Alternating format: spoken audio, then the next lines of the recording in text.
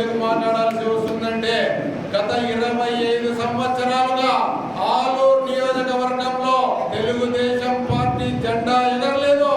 ఎందుకు ఎగరలేదంటే లోతుగా మనం ఆలోచించుకుందాం. మనకి ఇగోలొద్దు, మనమందరము ఒక్కటే.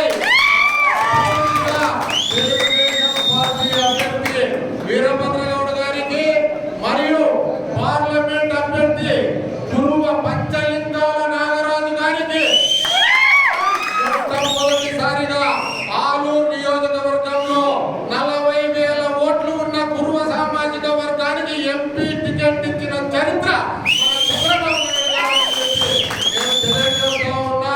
కాబట్టి ఖచ్చితంగా ఇవన్నీ మనము లోతుగా ఆలోచన చేసుకుందామండి. మనలో మనకి ఏమన్నా మనస్పర్ధలు ఉంటే ఎలక్షన్ల తర్వాత గెలిపించిన తర్వాత